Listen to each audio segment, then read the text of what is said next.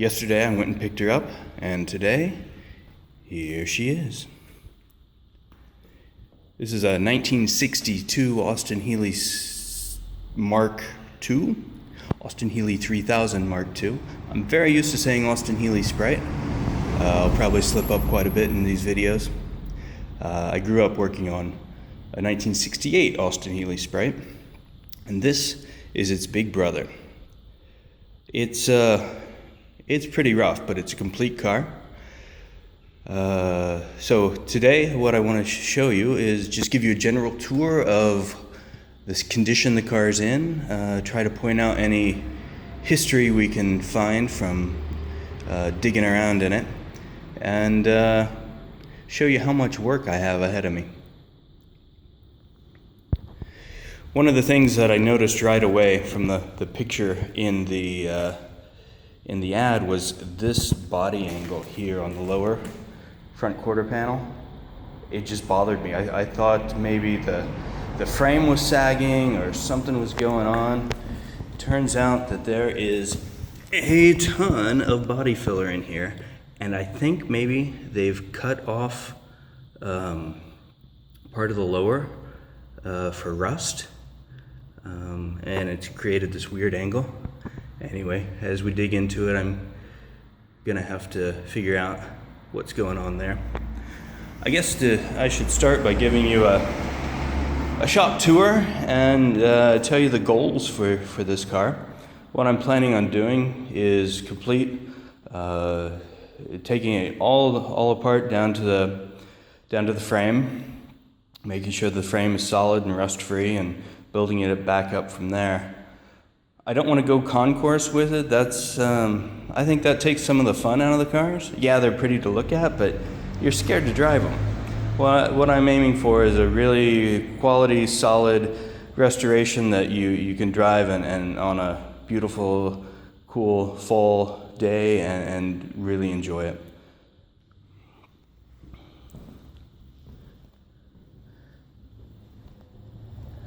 It does run. That's one of the good things. I'll pop the hood and show you the engine. The engine looks like it's been recently rebuilt, though it is leaking oil and coolant. It does start, which is pretty cool. And it drives. I've driven it about 3 feet so far. And that's probably all the driving I'm going to get to do on it, at least until it's all finished and we get it registered and stuff.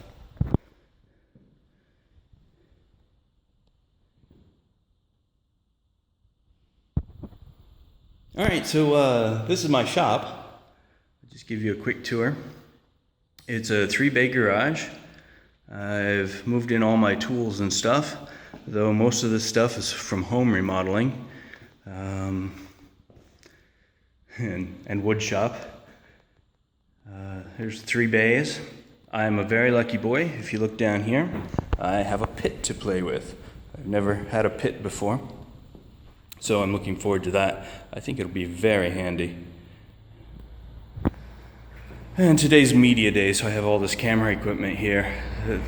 What I'm doing today is documenting the condition, see what state it's in.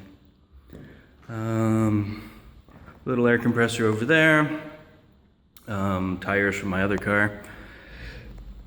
Also very lucky in here, a toilet, a little office area. This would be good for when I need a clean space to eat lunch or, plow through parts catalogs looking for that part I'm missing. That's pretty much it for the shop. At the end of this video, I'll post a montage of the car itself. I'll also get some shots of it running, and park it over this pit and have a look underneath.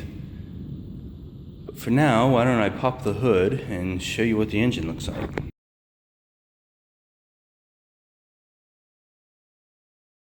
Yeah, so this is what made it worth its money. The engine looks really freshly redone.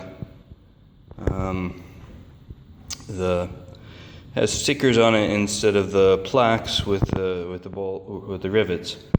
But other than that, fun stuff like you can still see the masking tape where they numbered the leads for the spark plugs. What else can I show you? The fan blades are funny. I think it's missing a set. There's just 2 on there. I think it's missing the third. Really funny. I'll have to check that out.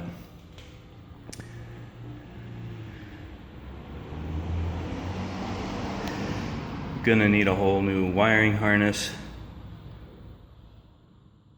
There's some wires that don't go anywhere. From looking in here, it looks like the original color was this Old English white, or Austin Healey white. I'm gonna order a British Heritage certificate, find out all the original details about it. But engine's not in bad shape. Wipers work. I found that switch this morning. Interior's rough. It looks to be original. It's obviously red, which was one of the combinations that went with the white, which might be very striking to have, that contrast between red and white. Top's sitting here in the passenger seat. There's a tonneau cover. This does have the extra seats in back, though yeah, I think it'd be very scary to ride there. Yeah, they're down in there. No seat belts. Has wire wheels, drum brakes in back, and disc in front. There's some stuff in the trunk. We're going to go on an archaeological expedition and dig that stuff out, see what it is. There was a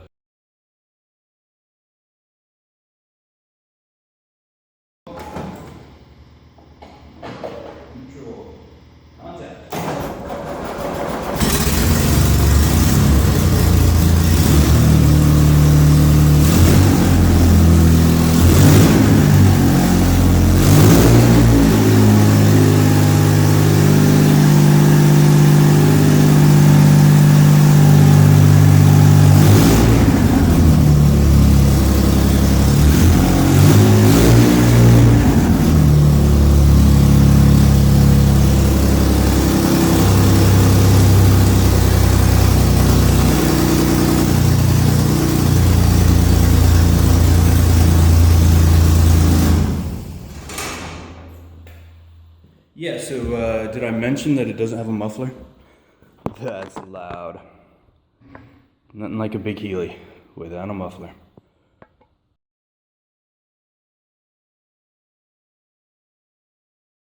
Yeah, so here's the backside. You can see it has all its lights. There's this funny hole up here. I'm not quite sure what that's for.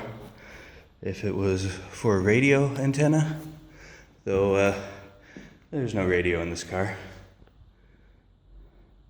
There's a luggage rack, which is really badly rusted, pitted. I don't think that can be saved. Maybe find another one online. Deck lid full of Bondo down here. Got quite a bit of rust through here. Don't know if it really closes. Here's the support. Sorry about that. There's a safety wire. I don't know why. That's interesting. Guess somebody thought that was important. It's a battery. Cutoff switch. It's kind of dark in here. Let me get a light for you guys. That's much better. Now everybody can see what's going on. So, first thing we see is the side curtains. Very yellow. Rubber's all gone. So, frames look pretty good.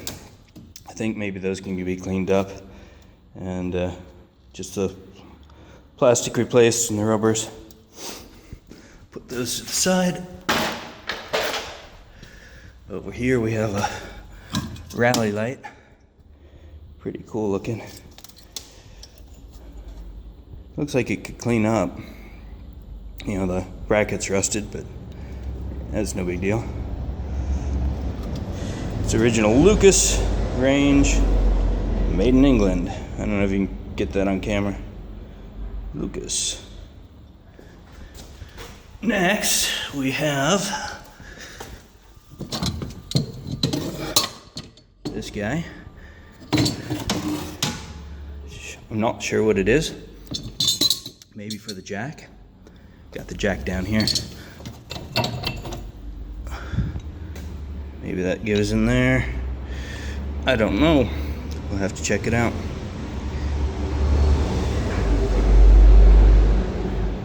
Looks like the jack was originally red. It's been used.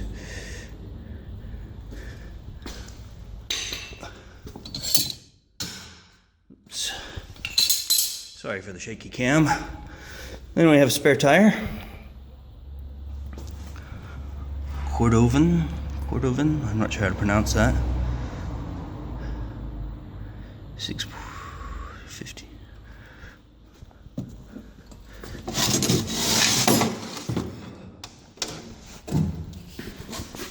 Oh, it's heavy. It's got a big flat spot and crusty stuff. Other than that, wheel doesn't look too bad.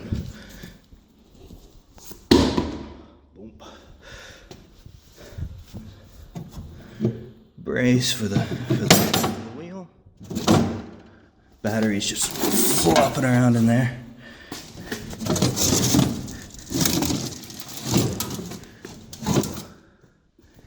Crunchy stuff. Wow, tank looks new. No rust on it, it's clean. That's pretty nice.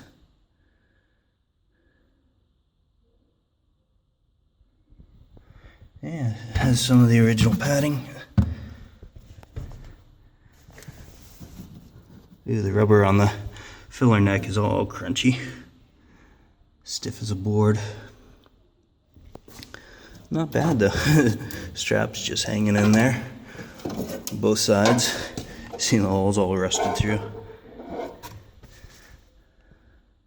What year's the battery on this? Distributed by Best Parts in Memphis, Tennessee. Some of the history of the car. It was imported into Belgium. The last title on it came from North Carolina. The seller was in North Carolina. It was bought by a Canadian guy. Imported into Belgium, and I bought it from a dealer there.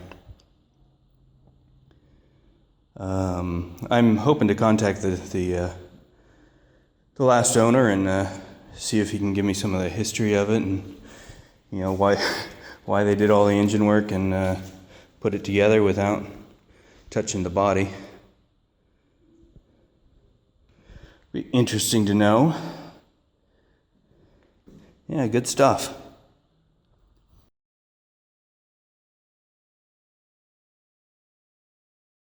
Okay, gentlemen, so for the first time I've opened the pit of hell, and it's exactly what I expected. Stairway to heaven? I don't think so. Oh, by the way, I don't have a proper shop light in here yet, so I'm going to be using my wife's photography LED lamp. Just don't tell her, okay? Let's go down, have a look. Ooh, and it's dark. Let's bring that light over here. Right off the bat, we can see rust, and lots of rust. And plenty of body filler as well. Here's the source of the leak, for the coolant at least. Just dripping away. Bottom of the radiator.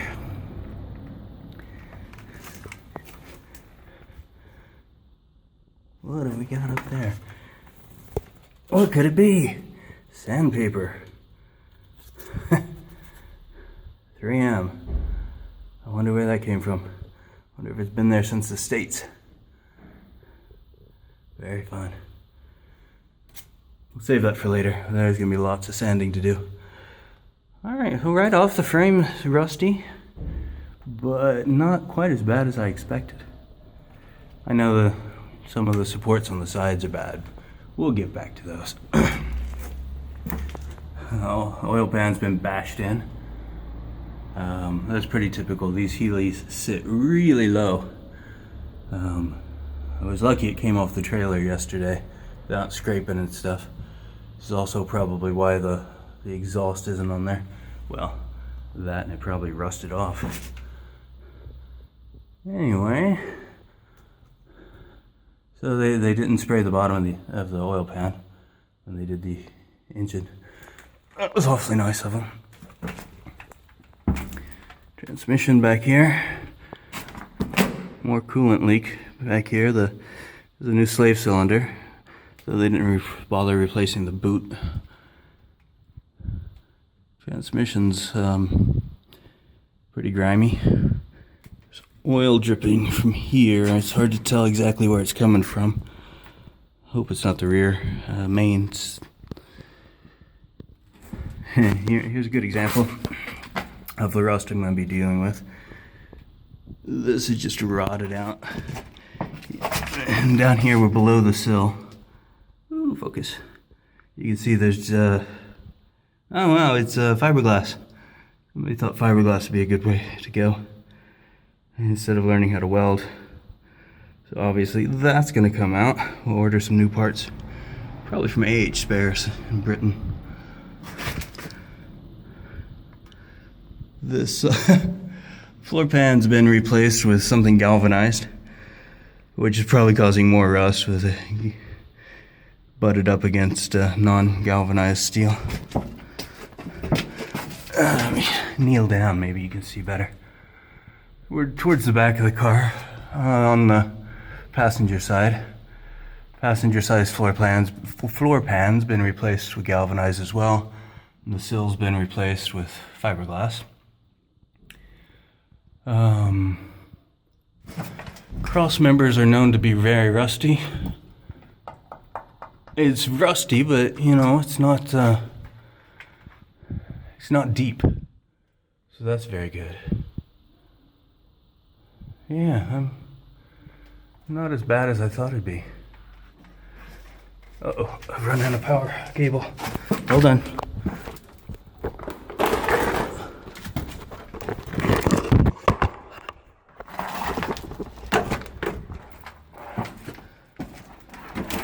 And we're getting repositioned back here. You can see the fuel tank, which has been replaced. Differentials, nice and rusty. Oily, covered in goop. The bottom of the rear seats up there look pretty good. I wonder if they've been replaced. Those are known to rust out. Something up here. I wonder what's going on with that. The brakes are working, which is great. Looks like the emergency brake's been worked on. That looks like a new part. Bottom of the boot. Not the boot. Yeah, the boot. Sorry, still learning British words. Looks like it'll have to be replaced. There's lots of holes in it. Overall, not as bad as I expected. I was expecting it to be a lot worse. I didn't get under it before I bought it. I was on the ground, so I got to see how bad the sills were, but everything else was a bit of a gamble. Don't tell my wife that. There doesn't seem to be a bow in the leaf springs. They're awfully flat. So if anybody knows if that's how it's supposed to be, let me know. I'm surprised it's still riding. Look at the support. There's just nothing left of it. And that's what the leaf spring attaches to. Who knows what it's like in the back. This one on the driver's side's a little bit better. Alright, I've probably bored you enough. So, that's it. As I take stuff apart, when I find interesting things, I'll continue to update these videos and let you follow along with me. Because it's going to be an interesting project. I have to say special thanks to my wife, most supportive woman in the world. She let me buy this monstrosity, and the only condition was that her name not be put on it, because she didn't want anything to do with it. Anyway, she supported me through all this. We're going to see how it works out. Anyway, it will be fun. I am really looking forward to it. Getting my hands dirty, getting out from behind a computer and doing something I can see. That's it. I'll get this edited and put online, and you can waste your time watching it. That's it for now. Talk to you later.